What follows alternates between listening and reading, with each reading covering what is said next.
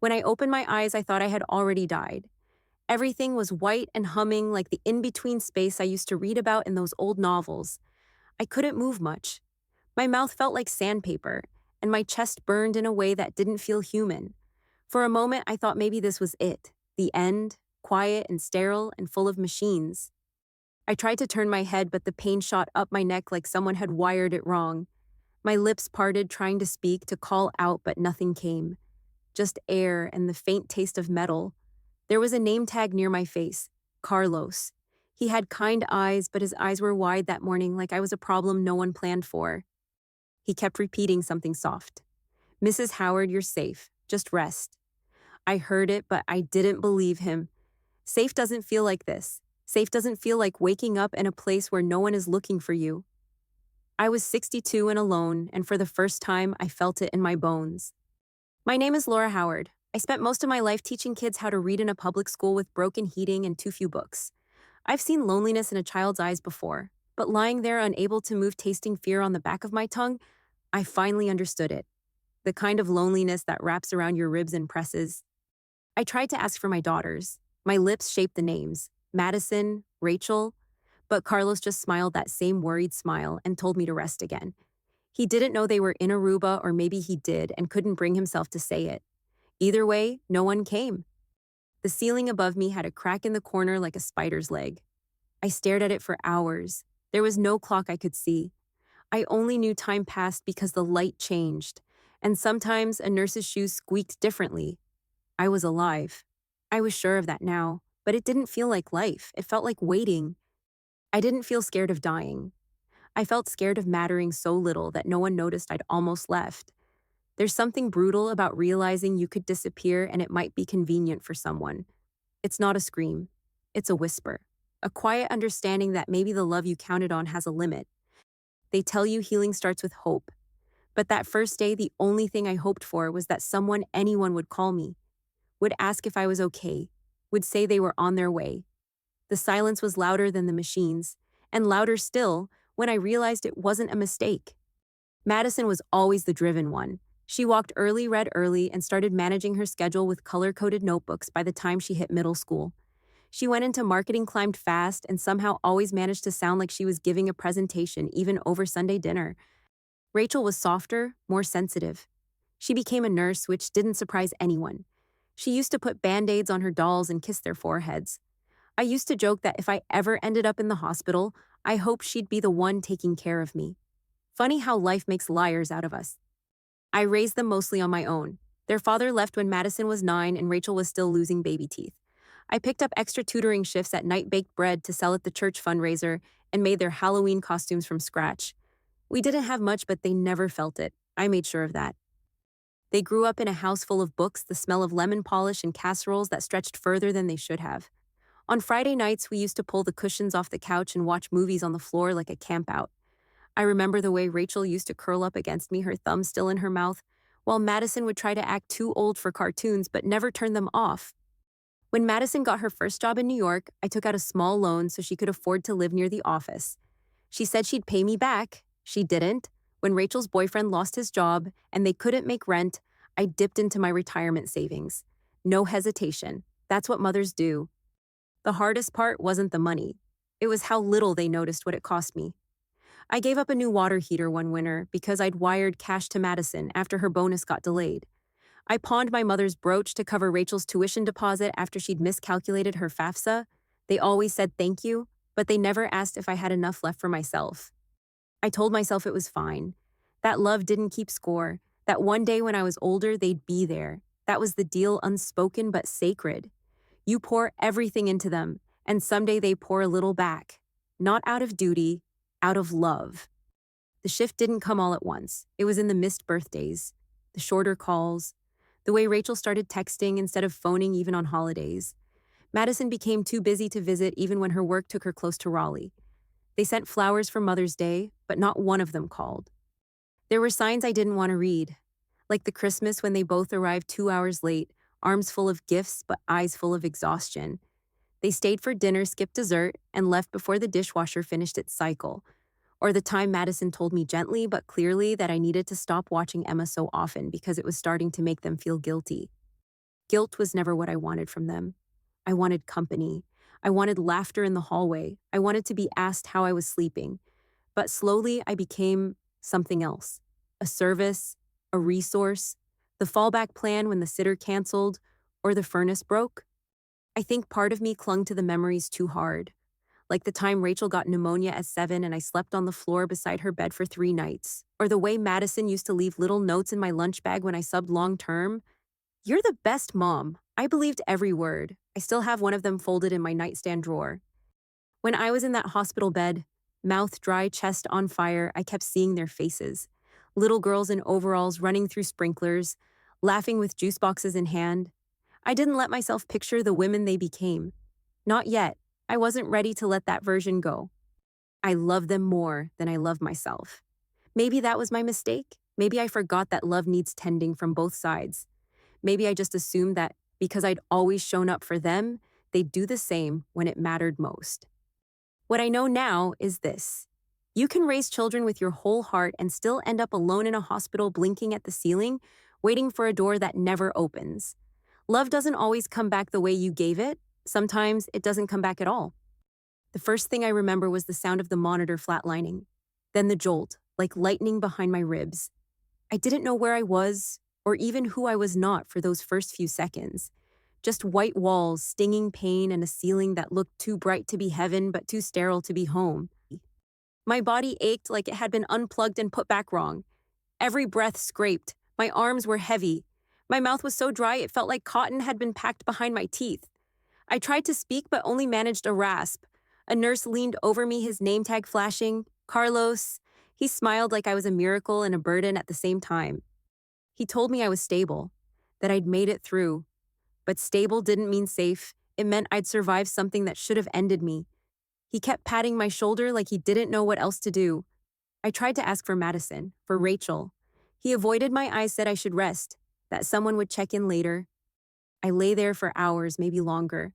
The clock was behind me. I watched the shadows on the curtain move like ghosts with nowhere to be. Every beep of the monitors felt louder than it should have. No flowers, no cards, no voices I recognized.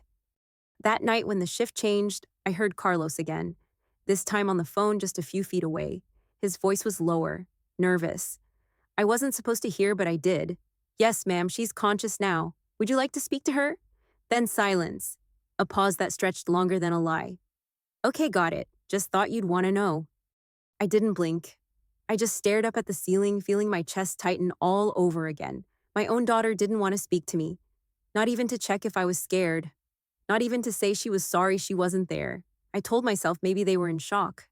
Maybe the flight was delayed, but the truth kept creeping in, quiet and cruel. They weren't coming. Carlos brought me water the next morning and asked if I needed anything. I wanted to ask for dignity, for time, for an explanation, but I just shook my head and thanked him. My voice still didn't feel like mine. I counted the ceiling tiles, watched the same fly buzz against the same fluorescent bulb.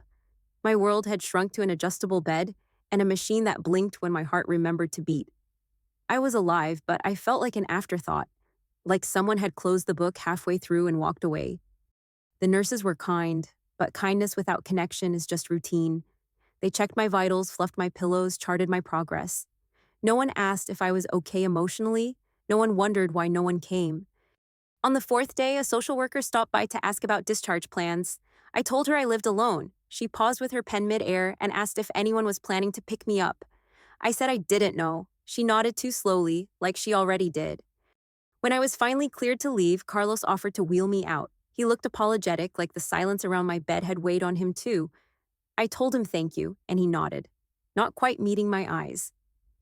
Outside, the transport van was late. I sat in a hospital-issued wheelchair next to a rack of old magazines and a flickering vending machine. I wanted to cry, but there was nothing left in me. I just sat, breathing, listening to the world continue as if I hadn't nearly stopped existing. I used to think near death would feel cinematic, but mine came with no music, just an unattended IV pole and the ache of being nobody's emergency. When I finally got home, the sidewalk felt longer than I remembered. My legs shook as I stepped out of the van. I reached for the spare key we always kept in the frog planter, but it was gone. Just dirt and a small muddy impression where the key used to rest. I rang the bell with a trembling hand. waited. And when the door opened, it wasn't Madison, it wasn't Rachel.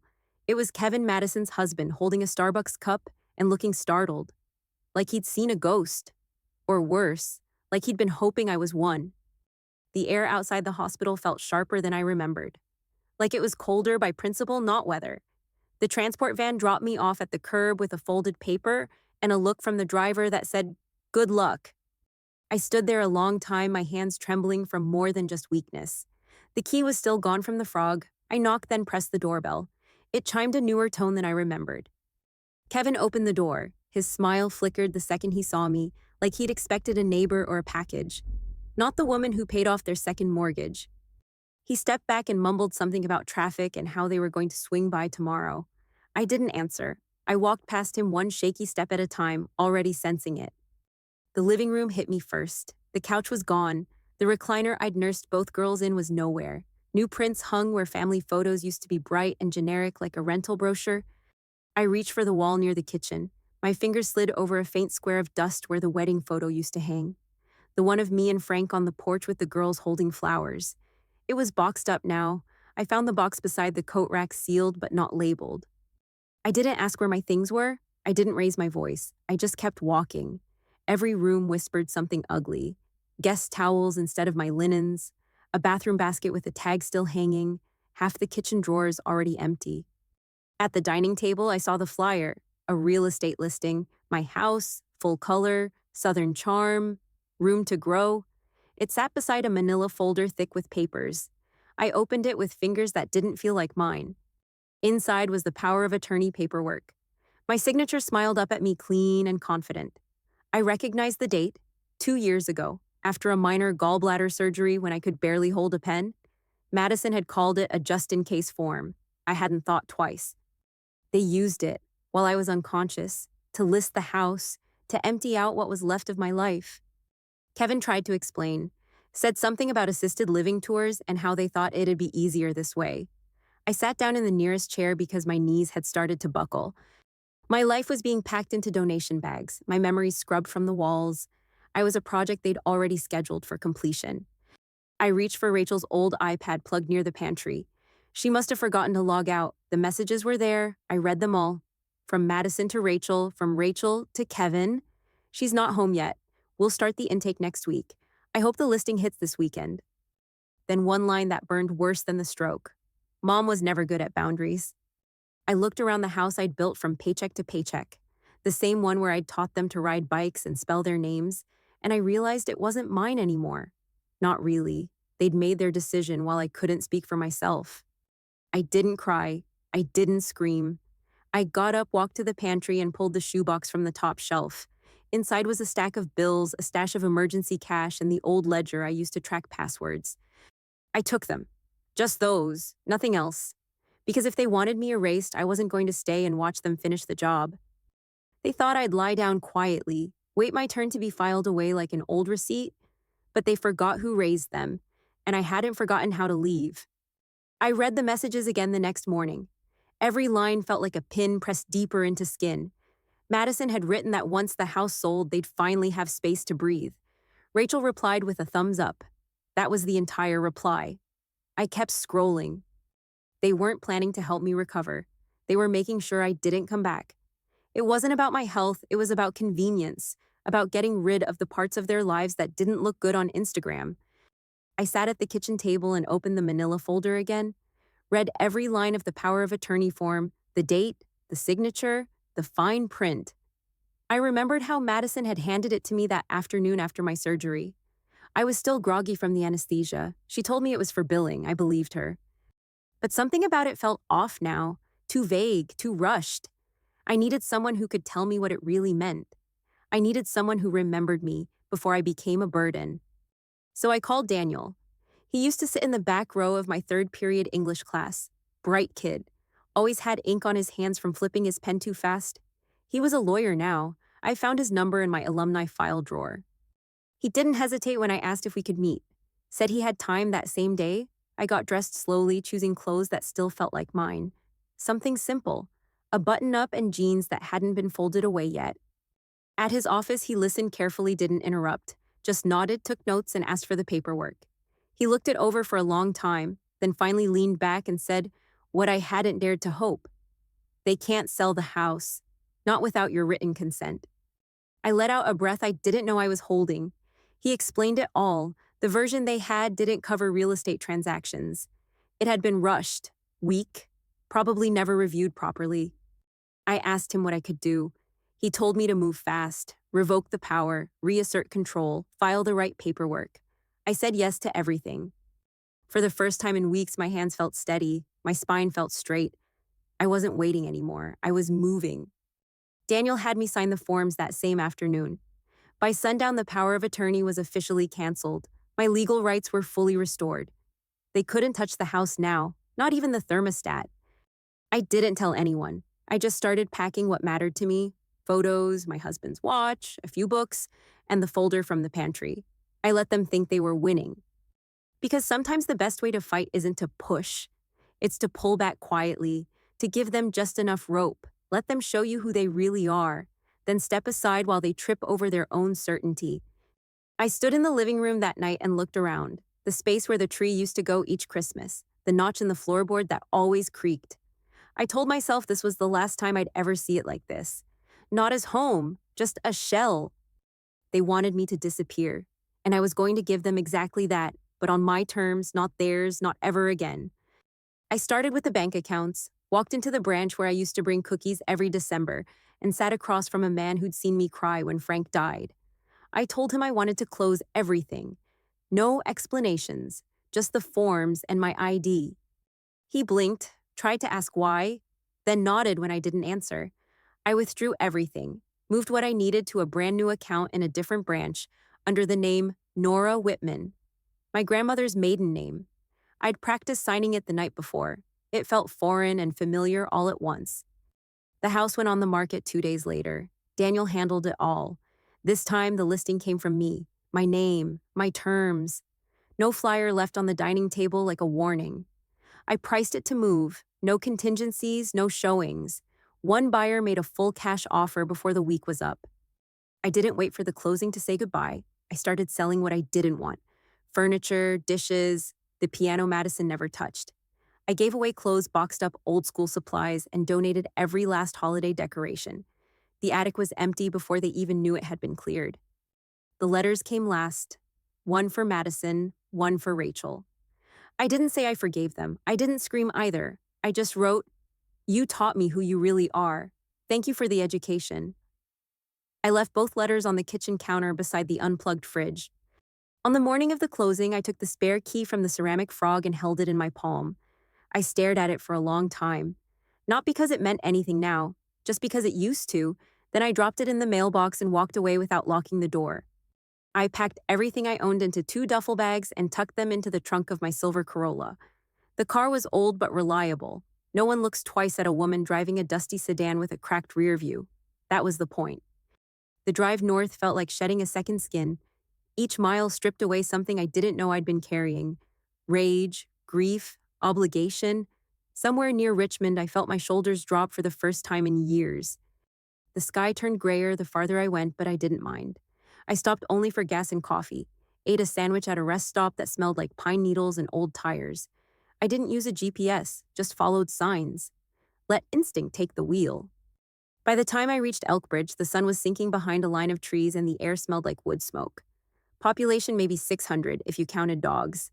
A sign outside the library said, "Voted friendliest in Maine." That was enough for me. I found a motor lodge with vacancy and paid cash for a week. The room smelled like bleach and old curtains, but the bed was soft and the door locked. I slept for 12 hours without dreaming. The next day, I introduced myself as Nora Whitman. Retired, no kids, just looking for a fresh start. The woman behind the counter nodded like she didn't need to hear more. In small towns, people assume you're running from something. They don't ask. They just welcome you for trying. I found a trailer for rent behind a bait shop. $500 a month, no lease required. Jim, the landlord, asked only one question. "You smoke?" I said no. He said good. That was that. I went to the grocery store and bought what I needed: eggs, bread, tea, a notepad for writing down my new lies in case I forgot who I was pretending to be. I signed up for a library card and offered to volunteer 2 days a week. No one recognized me. No one asked where I came from. In that silence, I found something close to peace. Not joy, not yet, but peace. The kind you get when no one expects anything from you anymore. The strangest part was how easy it was to disappear. How no one looked twice.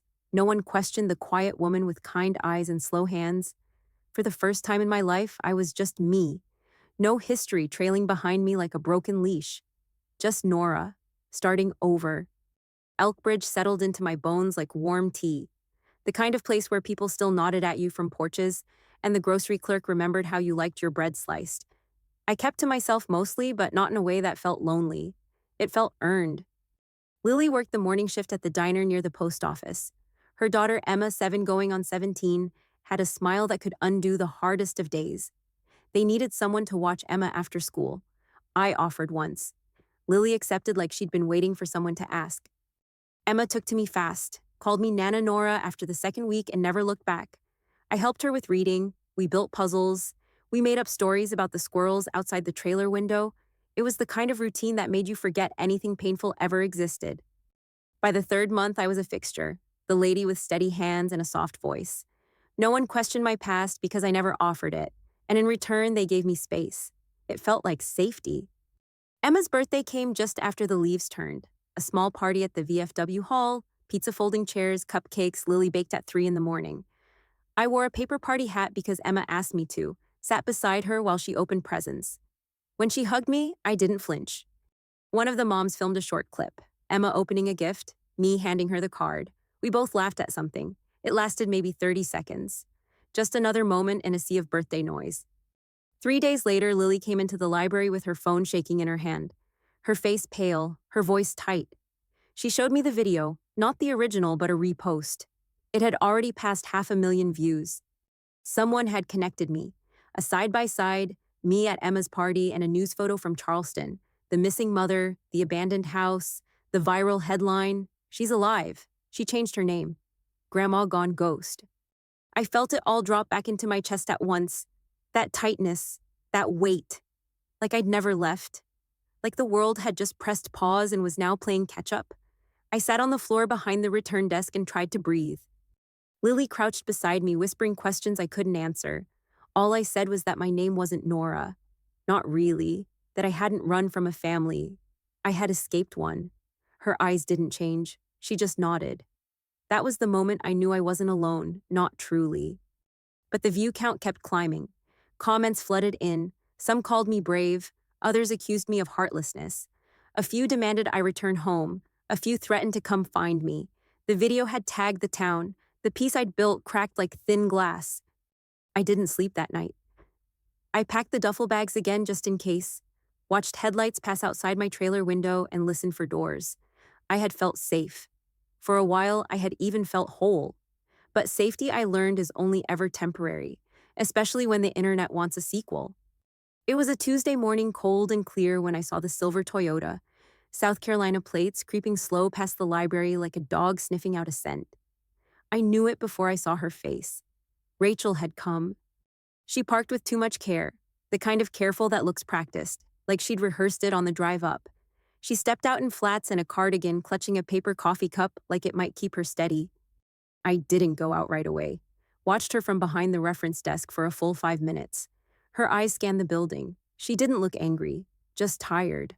Hollow in the way people get when they realize the easy version of the story won't be enough. When I stepped outside, she froze, not in fear, just surprise, like she still wasn't sure I was real. She whispered my name like it was a question. Not Nora, the other one, the name I'd packed away with the rest of my old life. I didn't answer, just looked at her and waited.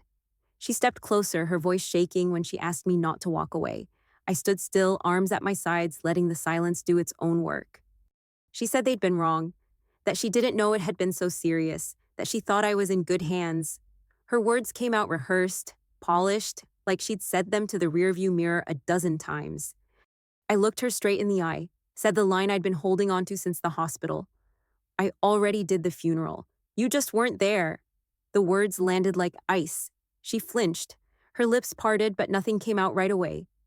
She tried again, said they didn't mean to hurt me, that things got complicated, that Rick had pushed for it, that Madison was the one who filled out the papers. I didn't argue. I didn't need to. She started to cry then, quiet, sharp sobs that made her shoulders curl in like a child. I let her sit in it, not to punish, just because I couldn't carry it anymore. It wasn't mine to fix. She asked if I'd ever come back. I shook my head. She asked if she could visit. I told her no. She asked if I hated her. I said I didn't know. What I knew was that she left me when I needed her most, and only came back when it made her look bad, not to. She said she hadn't slept in weeks, that the headlines had ruined her job, that people yelled at her in grocery store aisles. I told her that was accountability, not punishment. She stepped forward like she might hug me. I held up my hand just slightly, not harsh, but final. That part of me I said you already buried, and this time I get to choose the funeral. She didn't argue, just stood there, eyes red, holding that cup like it could warm her from the inside out. I turned and walked back into the library. No drama, no flinch, just quiet steps on old tile. I didn't watch her drive away, didn't check the window. I didn't need to. What needed to be said had been said, and what hadn't would stay buried. Not out of spite, but peace. The cemetery sat just off the county road, tucked between a thicket of pines and a shuttered gas station. I chose it because it was neutral ground, because no one lies when they're standing beside the dead. I was already on the bench when Rachel arrived. She wore a white blouse and shoes too clean for gravel. She didn't say hello, just handed me the envelope and sat a few feet away like she wasn't sure if she was allowed closer. I opened it slowly, knew the paper by touch before I even read the words. It was the letter I had written in the ICU, my own handwriting crooked and shaking across the page. If I don't wake up, that's how it started. I told them I forgave them, told them to come if I made it, that I was scared. But now, there were notes scribbled in the margins. Blue ink, Rachel's. Things like, I didn't know, and I'm sorry, and I thought Aaron would go. Every line of mine had a whisper from her trying to answer it. She looked down at her hands and said she hadn't known how to handle watching me get weak, that it scared her, that it felt easier to believe I'd pull through than face the truth of what could have happened. Her voice cracked, but she kept talking.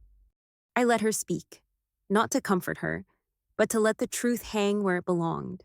When she finished, I looked out across the grass and said it quietly. I didn't need you to be strong. I needed you to show up. She nodded like she'd already said those words to herself in 1,000 versions. She asked if I thought she was a bad person. I said I thought she made a bad choice, and that she would have to live with that longer than she expected. She started crying again, not loud, not messy, just that tired, embarrassed kind of crying people do when the apology doesn't land the way they hoped. She said she hated herself, said she couldn't sleep. I told her I hoped that would change, but I didn't lie. I didn't say it was okay. She asked if she could write me. I said she could send letters to Lily's P.O. box, but I wouldn't promise to read them. When she stood, she reached for a hug. I stepped back. That part of me I said you already buried, and this time I chose the funeral. We stood in the quiet. The wind moved the leaves, and somewhere in the distance a car rolled by. She didn't argue, just nodded, like she understood finally that forgiveness isn't something owed. When she left, I stayed a while longer, watched the sun move across Frank's headstone, thought about the letter in my hands, the one I wrote when I thought I was dying, folded it carefully and slipped it into my coat pocket. Not because I needed it, but because it reminded me of the woman I had been and the line I had drawn to become someone else. I sat at the little kitchen table in my trailer, the same one that wobbled just slightly when I leaned on it too hard. The morning light came through the blinds and stripes, and for once I didn't feel the need to rush anywhere. I opened my notebook and wrote a letter. Not to Madison, not to Rachel, not even to Frank, just to me. You did it. That's how I started. You got out. I made a list of what I left behind. A house with too many ghosts, a name that carried too much weight, a family that thought love meant ownership. Then I wrote what I'd found. Quiet mornings, real conversation, a little girl's laugh that didn't come with strings. A woman named Lily who never asked me to be more than I was. That afternoon, I helped Emma hunt for seashells. She called me Nana Nora like it was the most natural thing in the world. I didn't correct her, didn't explain. I just smiled and asked what we were building today. She showed me a chipped blue shell shaped like a heart, said it was the roof piece. We sat together on the sand stacking shells into towers and lopsided houses. Her tiny fingers worked with such focus. Mine followed slower, but steady. The sun was warm on our backs. The tide whispered up close, but never touched us. Around us, other kids ran wild and loud, but in our little spot, there was only calm. I didn't think about Raleigh, didn't wonder what mail had come, didn't feel the pull to explain my life to anyone. For the first time, I didn't need to defend my choices. They simply were. When we packed up the shells, Emma held my hand. Her palm was sticky from the sea salt, but I didn't let go. She asked if we could build again tomorrow. I said, of course. That night, I tucked the new letter into the shoebox under my bed, the one with Emma's drawings and the photo of my girls before everything cracked. I added nothing else, just slid the lid closed and sat back in my chair. The wind rustled through the marsh grass outside. Somewhere a screen door creaked, but inside it was still. I didn't check the news, didn't check my phone, just closed my eyes and let the quiet hold me. Maybe I didn't heal, but I built something anyway.